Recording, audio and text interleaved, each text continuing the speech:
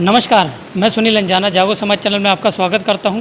तो आज हम हैं इलाहाबाद प्रयागराज उत्तर प्रदेश में।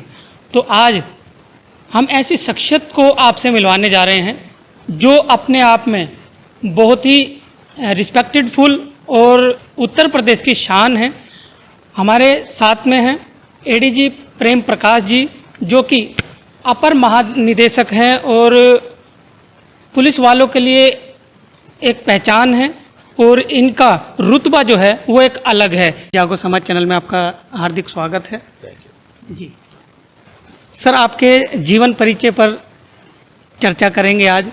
तो आवाम को और जितने भी युवा हैं उनको हम आपसे रूबरू कराने इसलिए आए हैं क्योंकि आज का दौर जो है वो पीछे जा रहा है, लेकिन आप जैसे अधिकारी की वजह से जो है वो अब होगा, हम यही कामना करते हैं। तो आपके जीवन पर परिचय के लिए हमने कुछ सवाल जो है वो चुने हैं।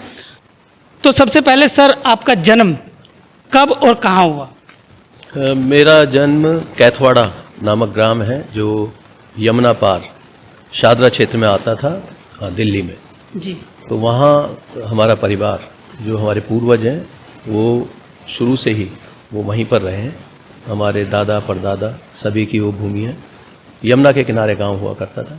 कुछ दिन बाद वो शिफ्ट होकर पुश्ते से पहले पुश्ते के पास आ गया। तो कैथवाड़े में हमारा जन्म हुआ, जहाँ 8 दिसंबर सन 1962 को। तभी से वहीं पर आरंभिक शिक्षा भी हुई मेरी, और हमारा परिवार अभी भी वहीं है, उसी गांव में है। वहीं पर अभी पूरा परिवार अभी वहीं पर है? अभी सारा परिवार है, जिसमें काफ़ी बड़ा परिवार है, जिसमें हमारे चाचा ताऊ, उनके बच्चे सभी लगभग कम से कम 150 व्यक्ति होंगे अभी। अच्छा सर, आपने 12वीं के बाद किस कॉलेज में आपने पढ़ाई की? मेरी आरंभिक शिक्षा दिल्ली नगर निगम प्राथमिक विद्यालय न्यू उस्मानपुर, वहाँ से हुई। और उसके बाद मैंने एडमिशन लिया गांधी हरिजन हायर सेकेंडरी स्कूल ब्रह्मपुरी। तो वहाँ से मैंने 10th कक्षा पास की थी। उसके बाद ही मैं डिप्लोमा मैकेनिकल इंजीनियरिंग के लिए कश्मीरी गेट पॉलिटेक्निक चला गया था। तो वहीं से फिर मैंने डिप्लोमा किया, जो बाद में नाम उसका बदलकर आर्यभट्ट पॉलिटेक्निक हो गया था और जीटी करनाल रोड शिफ्ट हो गया था। तो पहला बैच था मेरा, वहाँ मैकेनिकल इंजीनियरिंग में मैंने परीक्षा उत्तीर्ण की। और उसके बाद फिर मैं पहले प्राइवेट जॉब और उसके बाद भी फिर सरकारी कार्यालय में आ गया। सर, पुलिस डिपार्टमेंट में आना आपका सपना था या परिवार वालों का दबाव था? ये शुरू से ही एक कोशिश रहती थी। मेरी मदर का अक्सर ये सपना होता था कि मैं फ़ौज में जाऊं। उनका कहना था कि आपको फ़ौज में जाना बेटा, लेकिन पिता की इच्छा अलग थी। वो कहते थे कि इंजीनियर बनना है, क्योंकि मेरे फादर इंजीनियरिंग डिपार्टमेंट में थे। तो उसके बाद से फिर मैंने तय किया, जैसे ही 10th की तो मैं देखता था रेड फोर्ट पर वहाँ कैंप लगता था और वहाँ पर भर्ती होती थी सेना की। तो एक बार मैं सेना की भर्ती में गया, लेकिन वहाँ हाइट कम होने के कारण उन्होंने निकाल दिया। उसके बाद फिर मैं पॉलिटेक्निक की पर अपना जो पढ़ाई शुरू की मैंने, वहाँ से इंजीनियरिंग किया। फिर प्राइवेट कंपनी में मैं जूनियर इंजीनियर के पद पर लगा और वहीं से फिर एक कंपनी और चेंज की, उसमें फिर मैं डिज़ाइन इंजीनियरिंग के पद पर वहाँ पर था। और कुछ दिन वहाँ रहने के पश्चात फिर मैं इंडियन एयरलाइंस में आ गया।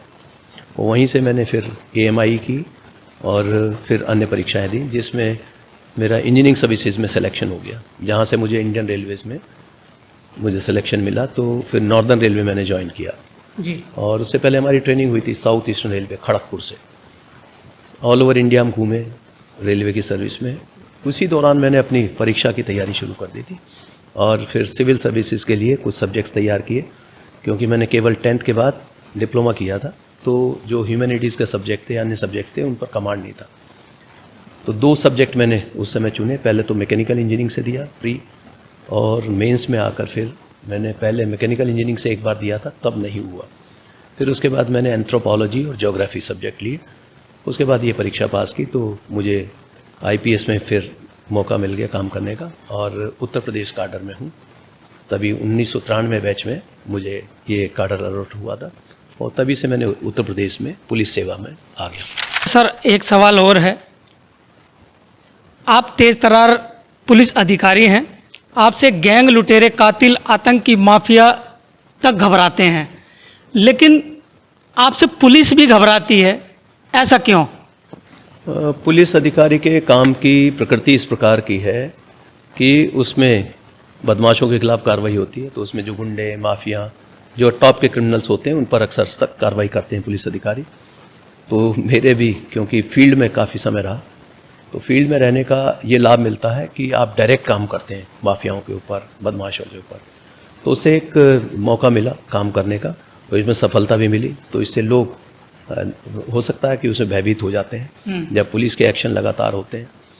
और साथ ही पुलिस अधिकारी कर्मचारियों में भी कई बार शिकायतें मिलती रहती हैं, हमें जनता की ओर से शिकायतें मिलती हैं, भ्रष्टाचार की शिकायतें, काम ना करने की शिकायतें। तो ऐसे मामलों में सख्त व्यू अपनाया जाता है। जो लोग भ्रष्टाचारी हैं उनके खिलाफ मुकदमे कायम करना, उनको जेल भेजना, ये भी कार्रवाई कई बार मेरे द्वारा की गई, जिससे कि फिर कर्मचारियों में ये मैसेज क्लियरली चला जाता है कि अगर कहीं भी कोई गड़बड़ करेंगे तो उनके खिलाफ भी कार्रवाई हो सकती है। दूसरा, जो ऐसे जो लोग काम नहीं करते, ढिलाई करते हैं, देरी हीला हवाली करते हैं, ऐसे लोगों पर डिपार्टमेंटल एक्शन भी काफ़ी संख्या में किए गए हैं। तो उससे फिर एक ये छवि बन जाती है कि कहीं भी कोई लापरवाही करेगा तो उसको छोड़ा नहीं जाएगा, बख्शा नहीं जाएगा, कोई सिफारिश नहीं चलेगी। तो इससे हो सकता है इस तरह की एक छवि बन गई। अच्छा सर, मैंने पढ़ा आपके बारे में, आपने पुलिस थानों में घंटा जो है वो बजवाया पुलिस वालों से, उसका क्या राज है?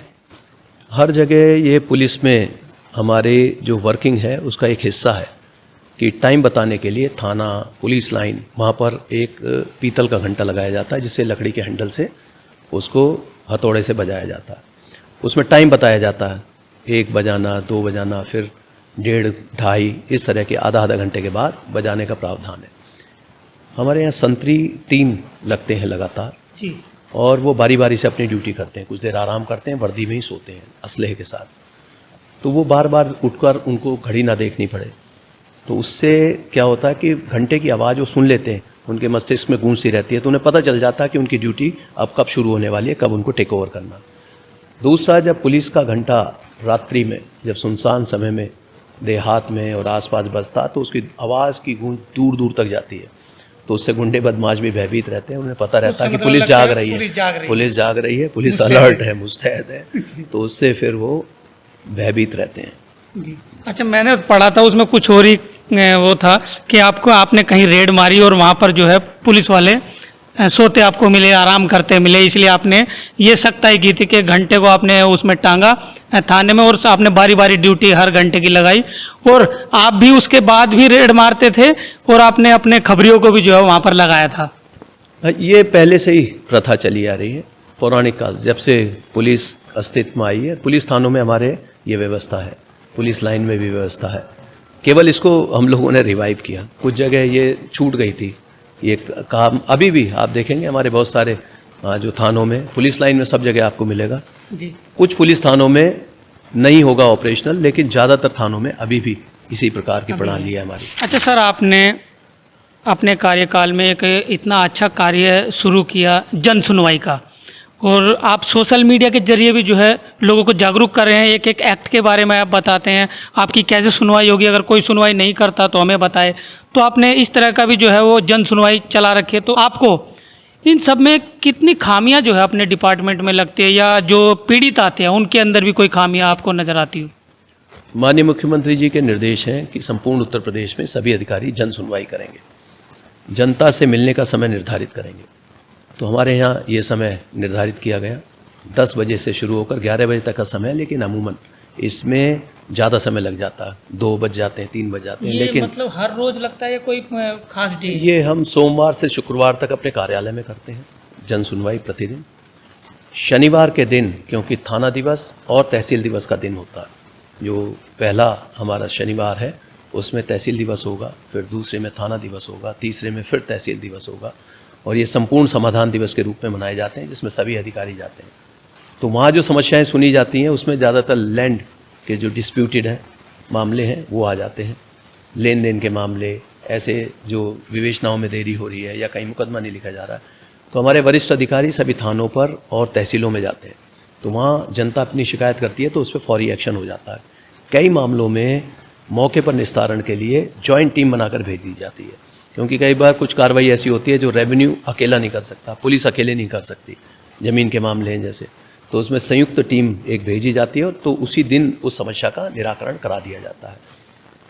सप्ताह के दौरान मेरे पास बहुत सारी शिकायतें आती रहती हैं, जिनमें बताया जाता है किसी का मुकदमा नहीं लिखा जा रहा, या FIR लिख गई है, विवेचना समय से नहीं हो रही, गिरफ्तारी नहीं हो रही, या बार बार कोई किसी को परेशान कर रहा है, ज़मीन संबंधी मामले हैं, रुपए पैसे के लेन देन के मामले हैं। तो ऐसे मामले यहाँ पर आते हैं। तो कुछ मामले तो ऐसे होते हैं जिनसे पुलिस का सीधा कोई सरोकार नहीं होता, उन्हें बता दिया जाता है कि वो कोर्ट में जाएं, लेकिन लोग बताते हैं कि सिविल मैटर्स में लंबी प्रक्रिया होती है कानूनी, तो इसलिए उससे बचने के लिए वो कई बार चाहते हैं कि पुलिस इसमें हस्तक्षेप कर जल्दी से कार्रवाई करा दे। जैसे किसी ने पैसे किससे उधार ले लिए, अब वो दे नहीं रहा, अब ये पुलिस का नहीं बनता मामला। लोग समझते हैं कि शायद पुलिस ये चाहेगी तो करा देगी, तो लोग चाहते हैं कि पुलिस इसमें फौरी कार्रवाई कर दे, लेकिन ऐसा नहीं होता। उनको समझाया जाता है, थाना दिवस में ज़रूर ऐसे मामले समझाने बुझाने के लिए बुला लिए जाते हैं, जिससे कि आगे कोई घटना ना हो।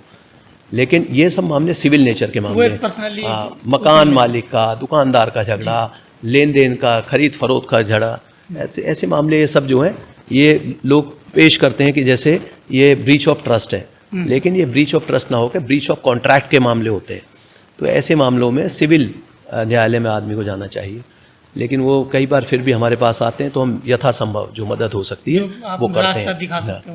फिर हम उन्हें बता देते हैं, कानूनी राय भी दे देते हैं कि किस प्रकार से वो अपनी इस समस्या का निराकरण करा सकते हैं। अच्छा सर, एक सवाल ये है कि आप शुरू से ही उत्तर प्रदेश प्रयागराज में रहे, या आपकी बाहर उत्तर प्रदेश के बाहर भी पोस्टिंग की गई?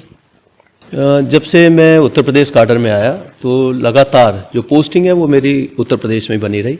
एक दो बार मौके मिले मुझे, कोसोवो का एक बार सिलेक्शन हुआ था, एक बार नेशनल कमीशन फॉर वीमेन राष्ट्रीय महिला आयोग में हुआ था, लेकिन किन्हीं कारणवश मैं वहाँ ज्वाइन नहीं कर पाया था।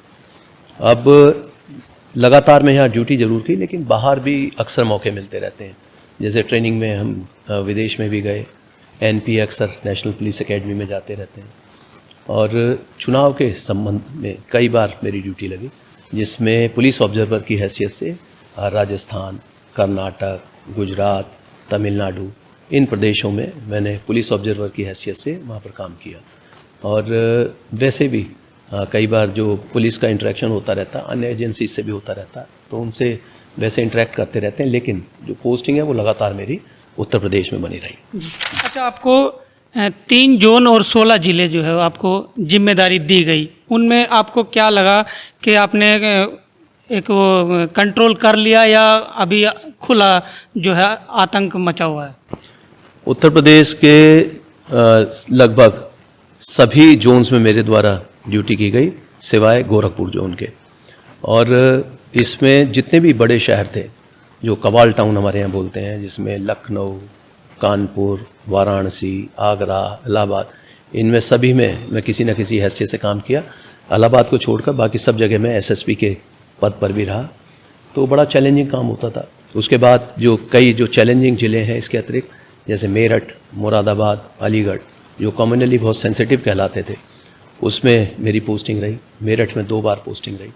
इसी प्रकार प्रतापगढ़, काफ़ी इसको पहले मुश्किल ज़िला माना जाता था, उसमें भी मैं 2 बार SP के पद पर रहा।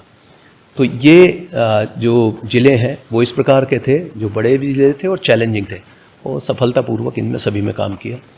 अभी ये 3रा जोन में कर रहा हूँ, जिसमें पहले बरेली जोन था मेरा, उसके बाद कानपुर जोन, और अब ये प्रयागराज जोन। तो इसमें लगभग 450-500 में जो है जो थाने रह चुके हैं, जिनका सुपरविज़न किया है। और इसके अतिरिक्त भी मैं इंटेलिजेंस में रहा, फिर ट्रेनिंग कॉलेज में मैं काफ़ी समय रहा। तो सभी जगह जो भी कार्य किया, मुझे स्वयं को बड़ा संतोष है, और इसमें काफ़ी अच्छा कंट्रोल किया है। जैसा कि अभी आप देखते हैं कि प्रयागराज जोन में जो अपराध की स्थिति है वो पूर्णतः नियंत्रण में है। कहीं कोई किसी प्रकार की ऐसी माफिया गतिविधि नहीं है। जो पुराने माफिया थे उनके ऊपर कठोर कार्रवाई की गई है, करोड़ों रुपए की संपत्ति उनकी कुर्क की गई है, और ज़्यादातर बदमाश सलाखों के पीछे हैं। छोट मोट अपराध होता है, जो ज़्यादातर ऐसा अपराध है जो पारिवारिक विवादों से संबंधित है। उसके अतिरिक्त आजकल जो माफिया एक्टिविटी है, गैंग एक्टिविटी है, उस पर बहुत ही प्रभावी अंकुश लगा है। और हमारे जोन में ही नहीं, पूरे उत्तर प्रदेश में इस समय जो पुलिसिंग है वो बड़ा कड़ी पुलिसिंग हो रही है, जिससे कि बदमाश एकदम बिल्कुल डिफेंस उसमें मुद्रा में आए हुए हैं, और ज़्यादातर जगह वो या तो सरेंडर हो जा रहे हैं और या वो सलाखों के पीछे पुलिस के द्वारा भेज दिए जा रहे हैं। अच्छा सर, आपको बड़ी से बड़ी जिम्मेदारी सौंपी गई। बाहुबली मुख्तार अंसारी से जुड़ी इस वक्त एक बड़ी खबर आ रही है। एडीजी प्रेम प्रकाश को मुख्तार अंसारी को लाने की जिम्मेदारी सौंपी गई है। पंजाब के रोपड़ जेल से यूपी के बांदा जेल लाने की जिम्मेदारी दी गई है। प्रयागराज जोन के एडीजी हैं प्रेम प्रकाश। उनमें से बाहुबली माफिया मुख्तार अंसारी को जेल से शिफ्ट करना, ये आपको एक बड़ी जिम्मेदारी दी गई थी, क्योंकि उनकी पत्नी ने जो है ये महामहिम राष्ट्रपति साहब से ये अरदास लगाई थी कि उनके पति को जान माल का खतरा है। तो ये जिम्मेदारी सरकार ने आपको सौंपी, तो कितनी आपको चुनौतियों का सामना करना पड़ा? इस प्रकार के बदमाशों का मूवमेंट अक्सर हम कराते रहते हैं, लेकिन अन्य प्रदेश से लाया जा रहा था, जो पंजाब से लाया गया, तो उसमें चैलेंज इसलिए बढ़ गया था क्योंकि पूरी तरह से इसमें मीडिया का कवरेज हो रहा था, साथ में इसमें ऑनरेबल कोर्ट्स की भी निगाह थी और सरकार भी इसकी लगातार मॉनिटरिंग कर रही थी। तो इसके लिए प्लानिंग की गई और जो ड्यूटीज़ लगाई गई उनको अच्छी तरीके से ब्रीफ किया गया था। लगातार कम्युनिकेशन बनाए रखा जाए और कहीं भी किसी तरह की कोई समस्या नहीं आने दी। बिल्कुल जीरो टॉलरेंस पर इस पर काम किया गया और अचूक रहा ये पूरा ऑपरेशन। इसमें कहीं भी किसी तरह की कोई कोताही नहीं बरती गई। अभी फिर से एक मूवमेंट कराया गया था, लोगों को ज़्यादा पता भी नहीं चला और साइलेंटली मऊ में मूवमेंट कराया गया था इनका और उसके बाद फिर वापस जेल में दाखिल कर दिया गया। तो लाने ले जाने के लिए जो जिस तरह से माफियाओं के लिए हम लोग व्यवस्था करते हैं उसमें ये रहता है कि कहीं कोई उनके जो बदमाश हैं उनको छुड़ाना ले जाएं, अटैक ना कर दें, या दूसरे तरीका भी हो सकता है कि उनका जो विरोधी है कहीं वहाँ से उधर अटैक ना हो जाए। तो इसलिए एक पर्याप्त सुरक्षा व्यवस्था दी जाती है और किसी भी कैदी को सुरक्षित लाना ले जाना ये सब पुलिस का दायित्व है। आपने काफ़ी वैसे पुलिस व्यवस्था जो है वो की थी, एम्बुलेंस उसमें और 100 के करीब जो है पुलिस वाले थे और बुलेट प्रूफ गाड़ियाँ थी। आपने काफ़ी बड़ा इंतजाम जो है वो किया था उसमें। अब इसमें उनके द्वारा दिखाया गया था कि बीमार है। अब जब तक कोई प्रूव नहीं हो जाता कि बीमार है नहीं है तब तक ये व्यवस्थाएं करनी पड़ती हैं। जो आवश्यकताएं उसके हिसाब से वहाँ पर फोर्स लगाया गया था। अच्छा सर, उत्तर प्रदेश में हर बार नई सरकार आती है, जैसे बीएसपी की रही, समाजवादी की रही, बीजेपी की रही, तो हर बार आप ही जो है महानिदेशक के रूप में दिखाई दिए, एसएसपी के रूप में भी दिखाई दिए, तो आपका ट्रांसफ़र नहीं हुआ, इसका क्या कारण रहा? ये काफ़ी शुरू में उथल पुथल रहती थी जब हमने ज्वाइन किया था उत्तर प्रदेश। गवर्नर रूल भी रहा, कई पार्टियों की सरकारें आई गई, लेकिन लगातार हम लोग फील्ड में बने रहे और लगभग जितनी भी पार्टियों का यहाँ शासन रहा है सभी की सरकारों में हमने काम किया है और फील्ड में रहकर जिस तरह से काम किया, अगर हम मेहनत से निष्ठा से कार्य करते हैं तो सभी लोग पसंद करते हैं उसे। तो हर जगह चाहे गवर्नमेंट कोई भी रही हो, हम लोगों की जो प्रतिबद्धता है संविधान के प्रति रहती है, कानून के प्रति रहती है, रूल ऑफ लॉ को सभी रिस्पेक्ट करते हैं। तो इन सब का पालन करते हुए जब मेहनत से काम किया जाता है तो हर सरकार चाहती है कि उनकी क्षेत्र में अच्छा काम हो। तो इसके लिए जब भी मौका मिला हमने अपना 100% देने की कोशिश की।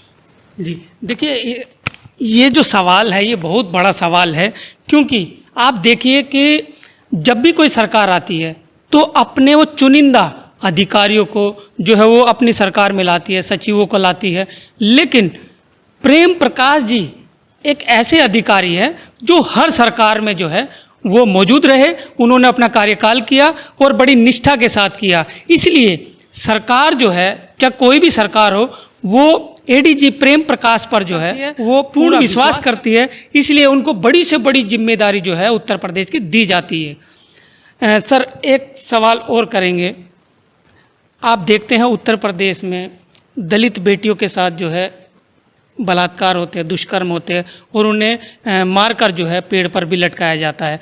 तो आपके प्रयागराज में ऐसा नहीं है, लेकिन और जो ज़िले हैं उनमें ऐसा हो रहा है, इस पर क्या होना चाहिए? देखिए, ये जो SC/ST उत्पीड़न की घटनाएं हैं ये पहले बहुत होती थी, काफ़ी संख्या में होती थी। उसके बाद से एक प्रभावी नियंत्रण इसमें किया गया है। जैसे प्रयागराज जोन का ही मैं बताऊंगा, अन्य अपराध जो रजिस्टर हुए हैं उसमें वृद्धि हुई है। लेकिन जो SC/ST के प्रति अपराध हैं, चाहे वो हत्या का है, बलात्कार का है, अन्य अपराध हैं, उनमें कमी आई है। और यहाँ कोई भी ऐसा मामला जो मीडिया में काफ़ी सुर्खियों में रहा हो, ऐसा कोई मामला नहीं हुआ। इससे पहले भी मैं जहाँ भी जिस भी जोन में रहा, कहीं ऐसा कोई मामला नहीं आया कि SC/ST के प्रति कोई उत्पीड़न की घटना हुई हो, कोई बड़ी घटना हो गई हो, उसमें कार्रवाई ना हो। कई मामले मीडिया में आते हैं, लेकिन बाहर के जो मामले हैं, अन्य जो जनपदों के मामले हैं, उस पर कमेंट करना ये मेरे लिए संभव नहीं है, क्योंकि वहाँ क्या परिस्थिति है, वो घटना कितनी सत्य है, कितना उसमें बढ़ा चढ़ा कर दिखाया गया, इसके बारे में कोई भी कमेंट किया जाना उचित नहीं है। लेकिन आज स्थिति यह है कि रूल ऑफ लॉ है। जो गुंडे बदमाश हैं, चाहे वो किसी भी जाति के हों, धर्म के हों, उनको बख्शा नहीं जाएगा। जहाँ कहीं भी घटना होती है, फ़ौरन पुलिस उसका संज्ञान लेती है। और इसमें जो मंशा है हमारे DGP महोदय की, माननीय मुख्यमंत्री जी की, वो बड़ी साफ़ है। उनका कहना है कि कहीं भी कोई भी अपराधी अपराध करता है तो उसके प्रति 0 टॉलरेंस की नीति अपनानी है। मुख्यतः जो ऐसे अपराध जो SC/ST के प्रति होते हैं, महिलाओं के प्रति होती हैं, समाज के अन्य कमज़ोर वर्गों के प्रति जो अपराध होते हैं, उनमें कहीं भी किसी अपराधी को कोई छूट ना दी जाए और उन पर सख्त कार्रवाई की जाए। और ये काम लगातार यहाँ पर चल रहा है। जहाँ भी कहीं ऐसे मामले आते हैं जिसमें पुलिस अधिकारी कोई लापरवाही करते हैं, पुलिस अधिकारियों के खिलाफ भी कार्रवाई होती है। तो कुल मिलाकर स्थिति संतोषजनक है। और बाकी पार्टी लाइन पर और ऐसे उत्तर प्रदेश को लेकर कई बार लोग चर्चा करते हैं, लेकिन क्योंकि मैं इनसाइडर हूँ, मैं यहाँ लगातार देखता रहा हूँ, पहले भी बहुत सारी सरकारें देखी हैं, पहले भी क्राइम की स्थिति देखी है। कुल मिलाकर यही कहूँगा कि इस स्थिति में बेहद सुधार हुआ है और जो अपराध हैं लिखे जा रहे हैं। पहले बहुत से बार अपराधों को ना लिखने पर, घटा कर दिखाने पर बड़ा जोर रहता था कई सरकारों में, लेकिन आज माननीय मुख्यमंत्री जी की ये बड़ी स्पष्ट मंशा है कि जो अपराध होता है उसको लिखा जाए, उसके बाद उसको फौरी इन्वेस्टिगेशन की जाए, जो पीड़ित को आर्थिक सहायता मदद मिल सकती है वो दी जाए और अपराधियों पर कड़ी कार्रवाई की जाए। अच्छा सर, मैं जैसे ही प्रयागराज में आया तो मुझे ATM ढूंढना था, तो ATM काफ़ी दूर था। तो मैंने एक से पूछा कि ATM किधर है, तो उन्होंने बताया कि भी थोड़ा सा आगे जाओगे तो इतना 1 किलोमीटर के आसपास है। तो उन्होंने कहा कहाँ से आए हो, मैंने कहा दिल्ली से आए हैं और ADG प्रेम प्रकाश जी के पास में आए हैं, उनसे मीटिंग है। तो आप जानते हो, उन्होंने फ़ौरन मुझे अपनी बाइक दे दी आपका नाम सुनते ही, और मुझे जानते नहीं, मुझे पहचानते नहीं, और कहा कि लो अपना काम कर लो। तो ये जो खुशी है, मैं भी दिल्ली से आया हूँ, तो आपके हम फैन हैं और आपको हम फॉलो कर रहे हैं। आप YouTube चैनल भी जो है वो चला रहे हैं, सोशल मीडिया पर आप लोगों को जानकारियाँ दे रहे हैं, बड़े अच्छे तरीके से आप समझा रहे हैं, एक एक एक्ट को आप समझाते हैं, कैसे FIR होती है, कैसे कंप्लेंट होती है, तो आप अच्छे तरीके से जो है वो समझा रहे हैं। तो बड़ा अच्छा लगा हमें प्रयागराज में आकर। और जागो समाज चैनल के लिए सर लास्ट में क्या कहना चाहेंगे? मैं जागो समाज चैनल को अपनी शुभकामनाएं देना चाहूँगा कि आप जो जनता जिसकी कोई पहुंच नहीं है, जिसकी आवाज़ पहुंचाने वाले कोई नहीं है, उनकी आवाज़ बन रहे हैं, अच्छे अच्छे मुद्दों को उठा रहे हैं और समाज के जो कमज़ोर वर्ग हैं उनकी एक आवाज़ बन रहे हैं। मेरी आप सबके लिए मंगल कामनाएं। और जो हमारे विश्व विभूति बाबा साहब डॉक्टर BR अम्बेडकर जी का जो सपना था कि हमें समाज को मुख्य धारा में रखना है, राष्ट्र की मुख्य धारा में अग्रणी भूमिका निभानी है, तो उस काम को आप कर रहे हैं। मीडिया जगत में या ब्यूरोक्रेसी में पहले इस समाज से बहुत कम लोग आते थे जी। आज अच्छा है कि एक आपने ये मीडिया चैनल को आप चला रहे हैं, इंडिपेंडेंट चला रहे हैं। और मैं जानता हूँ कि इसमें कितनी कठिनाइयाँ आती हैं, आपके सामने चैलेंजेस हैं, लेकिन उसके बावजूद भी मुझे पूरी आशा कि जिस तरह से आप मेहनत कर रहे हैं, आप निश्चित रूप से इसमें सफल होंगे और युवाओं को मार्गदर्शन करेंगे। बहुत से लोग युवाओं को दिग्भ्रमित करने की कोशिश करते हैं, छोटे छोटे गेंस के लिए चीज़ों को बढ़ा चढ़ाकर गलत तरीके से उनको पेश करते हैं। जी जी बिल्कुल। हमें अपना जो काम करना राष्ट्र हित में करना है। हमारा फोकस होना चाहिए एजुकेशन पर, सही इन्फॉर्मेशन पर, और उसके बाद अपने अधिकारों की लड़ाई बिल्कुल कानून सम्मत तरीके से लड़नी चाहिए। जब समाज जागृत हो जाएगा, जैसा कि आपका चैनल का ही नाम है, आप जब जगा देंगे समाज जो सोया हुआ है, ये सही बात है कि बहुत से लोग अभी भी अपने अधिकारों के प्रति सचेत नहीं है। अपने बच्चों की शिक्षा के प्रति जी। उसमें ज़्यादा गंभीर नहीं है। लेकिन समाज में अब जो कंपटीशन है वो लोकल स्तर का नहीं है। अब कंपटीशन लोकल ना होकर ग्लोबल हो गया है। लोगों को पुरानी धारणाओं को चेंज करना है। समाज में जो कंपटीशन है उसको फेस करना है और उसके लिए हमें अपने मजबूत युवा बनाने होंगे। इसके लिए मेरी सलाह है कि जो युवा वर्ग है वो नशा जैसी चीज़ों से दूर रहे। शराब, बीड़ी, सिगरेट, गुटखा, जिसके कि आजकल बहुत ज़्यादा जो इस तरह के केसेस आते हैं, इनसे बिल्कुल दूर रहें। जो हमारा फोकस होना चाहिए वो बेसिक एजुकेशन, स्पेशलाइज्ड एजुकेशन, जो न्यू एजुकेशन पॉलिसी आई है उसको समझें और उसमें देखें कि किस तरीके से व्यावसायिक शिक्षा के लिए जो बढ़ावा दिया जा रहा है उसको अपनाएं। जो विदेशों में भी जाने का, जो अच्छी यूनिवर्सिटीज़ हैं उसमें जाने का आपका जज्बा बना रहना चाहिए। जहाँ भी मौका मिलता है बच्चों को उसमें पार्टिसिपेट करना चाहिए और समाज की जितनी भी एक्टिविटीज़ हैं कहीं भी अपने आप को उसमें अलग थलग ना डालें, क्योंकि बहुत से लोग एक जब लगते हैं कि लोगों को पोलराइज करने की कोशिश करते हैं किसी मुद्दे को लेकर। जी। वो सरकार के प्रति भड़काने की कोशिश करेंगे। वो कहेंगे कि जो हमारी एक ऐसी मेंटलिटी डेवलप करने की कोशिश करते हैं जिसे विक्टिम मेंटलिटी कहते हैं कि हम तो हमेशा से सताए गए हैं, हमारे साथ तो यही होता है, यही होता रहेगा। ऐसा नहीं है। अब स्थिति काफ़ी बदल चुकी है। बाबा साहब के संघर्ष के बाद और जो उसके बाद जो उनके अनुयायियों ने जो संघर्ष किया है उससे एक बदलाव आया है। जो भारतीय संविधान में जो अधिकार प्रदत्त किए गए हैं उसको लेकर ये सब बदलाव, जो कल तक जो व्यक्ति स्कूल का मुंह नहीं देख पाते थे, शिक्षा का मुंह नहीं देखते थे, वो आज बड़े बड़े पदों पर पहुंच गए हैं। भारत के आप देख रहे हैं राष्ट्रपति के पद को सुशोभित कर चुके हैं कई बार इसी वर्ग से लोग। और सरकारी सेवाओं में, अन्य सेवाओं में भी काफ़ी तादाद में लोग आए हैं। तो जो लोग मेहनत कर रहे हैं वो सफल हो रहे हैं। जो लोग विफल हो जाते हैं या मेहनत नहीं करते वो कई बार कोसते रहते हैं। तो ये ज़रूरी नहीं है कि वो हर समाज में इस तरह के लोग हैं, लेकिन मेरी आज भी आप सबको यही सलाह है कि युवा वर्ग को चाहिए वो मेहनत करे, निष्ठा से काम करे। और कंपटीशन जो है, क्योंकि अब ग्लोबल है और इन्फॉर्मेशन की भरमार है।